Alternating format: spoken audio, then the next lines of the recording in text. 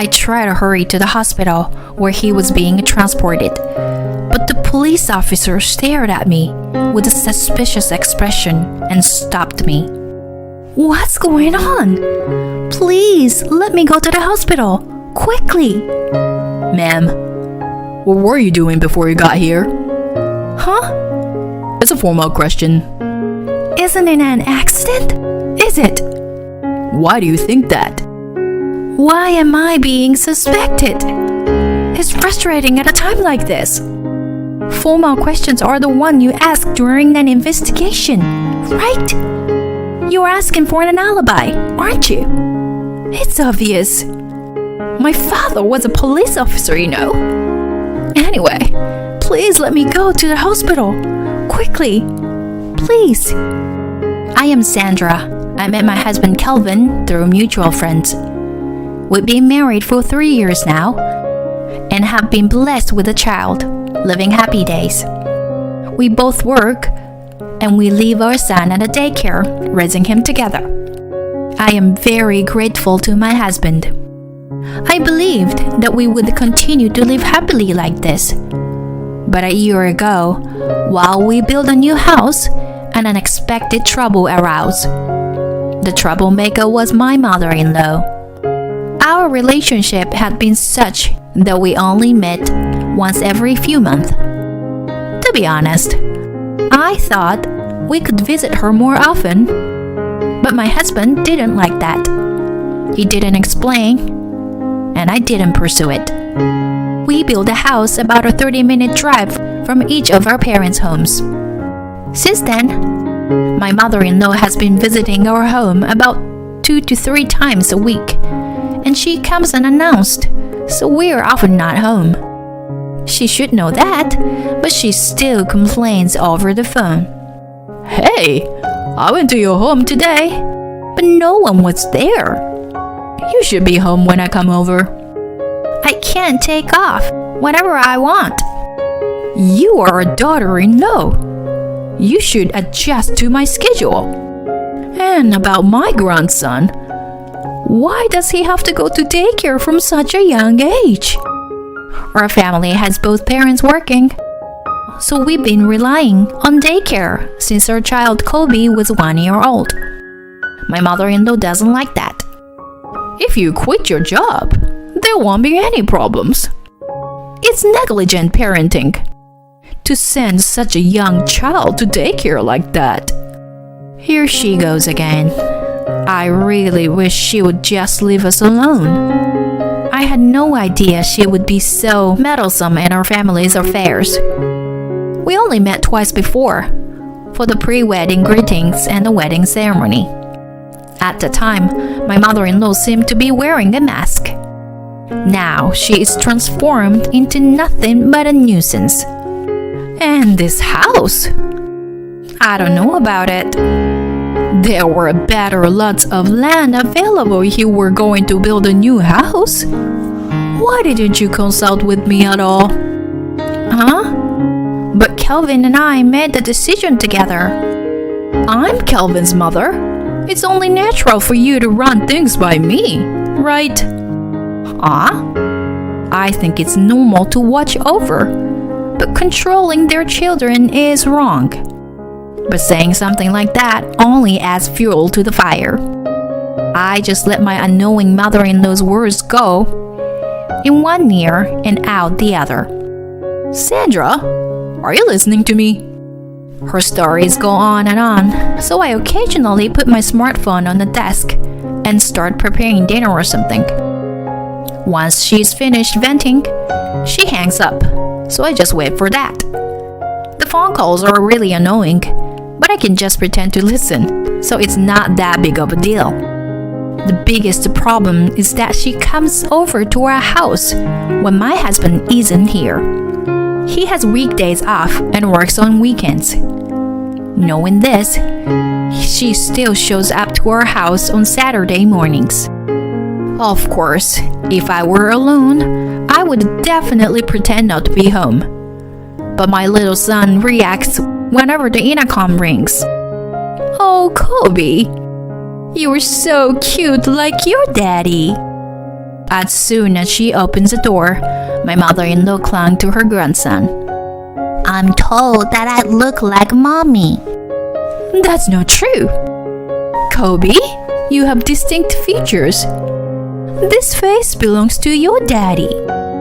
As my son says, people other than my mother-in-law say we are spitting images of each other. However, my mother-in-law doesn't want to admit it and denies it with all her might. Kobe, I have a souvenir for you today. I don't want it. Why not? Grandma chose it carefully, thinking that Kobe would be happy with it. Now, which one should we play with today? I don't think that souvenir being something a 3-year-old would enjoy. Thank you. I appreciate it. However, but I think it's a bit too early for this, so I'll wait until he's a bit older to use it. The thing that my mother-in-law lined up on the table were workbook sets for math and foreign languages. They were too difficult for toddlers and were at the level of elementary school students. Mom, can I play with Lego? Of course you can, honey. My son began to play with the toys in the room next to the living room. My mother-in-law didn't like it. Or rather, it was always like this, so I wanted her to learn something. I wonder who he takes after. My mother-in-law came to the kitchen and whispered complaints to my son. He's only 3 years old, you know? So it's too much for him to do elementary school stuff. So I'll let him use them when he's old enough to be that target age. You know, when Kelvin was about the same age, he was working on workbooks like that. Is that what he wanted? You know, it's a parent's duty to guide them. Well, there's some truth to that. Did your husband agree with that too? Her husband passed away when my husband was a teenager, so I had never met him. My husband often told me stories about his memories with his father, but he rarely spoke about his mother. Oh, he used to say that when children are young, it's best for them to do what they like. Oh, if you were still alive, you would have surely stopped this mother-in-law's rampage. I thought about my late father-in-law. But whether you become an excellent person or not is up to the parents. I think my husband is normal in a good way. He didn't graduate from any outstanding university, and he is just an ordinary person. If my mother-in-law's philosophy holds true, that my husband became an ordinary person as a result of her gifted education. By the way, I haven't received any gifted education from my parents. However, my high school was a local prestigious school, and my university was also considered to be in the top tier. My mother-in-law's theory has some truth to it, but I wonder if she was able to provide a stress-free study environment for her children. Thank you for the various helpful teachings. I'll think about the education while consulting with Kelvin. No, there's no need to consult Kelvin. I am his mother, and I'm giving you advice. Just listen to me quietly. She is just imposing advice, I thought to myself. Of course, I have already reported this to my husband. Every time, my husband stresses that his mother shouldn't come without an appointment and shouldn't come while he is not there. But she has no intention of listening to him. I had no way to avoid my mother-in-law, and I was starting to accumulate stress. Then, on one Friday, an astonishing fact was revealed. My son was not at home because he had a sleepover at a friend's house. When I returned home alone, I heard the sound of a TV from the living room. I cautiously opened the door to the living room and found someone lying on the sofa. What are you doing? Oh, you're back. You're late. Oh, where's Kobe? How did you get into the house? How? Sandra, please don't shout like that. Here, look at this. My mother-in-law showed the key in her hand. That's the key that Calvin lost, right? No, it's not. That child is always careless with his belongings. So I took it to prevent him from losing it when he comes to the house. That's called theft. What are you talking about? I only took care of it. You really don't know how to speak properly. I wonder what Calvin liked about this woman. He must have been brainwashed. I have to wake him up. Anyway, where's Kobe? Huh? He's staying over at his friend's house today. Oh, I see. Are you picking him up tomorrow? Yeah, but you're the one picking him up, right? Calvin works on weekends, right? Can you please return the key now? Don't you notice anything when you look around the house? I even cleaned the house while you were away. That's not all. Your car was dirty, so I washed it for you. And you didn't even say thank you. I'm sorry, but it's bad manners to enter someone's house without permission while they're away. I will report this to Calvin. You always tell Calvin everything, don't you? Because of that, he's always mad at me. You're such a useless wife who only causes trouble. Please return the key, quickly. I will return it without you telling me. You're such an annoying daughter-in-law. Goodbye. For my mother-in-law, she was surprisingly quiet and left easily today. I'm sure she did something wrong. I searched every corner of the house. Embarrassingly, I only clean with a vacuum cleaner once a day, so there was a slight buildup of dust in the corners. It seems like my mother-in-law hasn't cleaned. I wonder why. If nothing happened in the house, then what about the car? I checked every nook and cranny of the car, but there was no sign of anything having been done. What was she trying to do? At the time, I couldn't understand what her twisted ideology. And the next day, the incident occurred. That day, my husband took a half day off to pick up our son from a sleepover and got into the car. Our friend's house was only 5-minute drive away, but after 40 minutes, they hadn't returned. Did my son ask to go to the supermarket to buy snacks? But my husband is the type to keep in touch frequently if plans change. Did something happen? When I picked up my phone, I received a message from a mom friend saying that my husband still hadn't come to pick up our son. My heart was beating faster and faster. I asked her to take care of my son for a while, and I rode my bike to our friend's house. When I turned the corner, I saw a police car. The light on the wagon car's display board said accident. And my car, with the crashed front, was surrounded by police vehicles. I spoke to the police officer in a daze. When they realized that I was my husband's spouse, they told me his condition. He was not in critical condition, but he couldn't apply the brakes and crashed into a pile of reinforced steel, probably breaking his arms, legs, and face. I tried to hurry to the hospital where he was taken, but the police officer looked at me suspiciously and detained me. What's going on? Please let me go to the hospital, quickly. Ma'am, what were you doing before you got here? Huh? It's a formal question. Isn't it an accident, is it?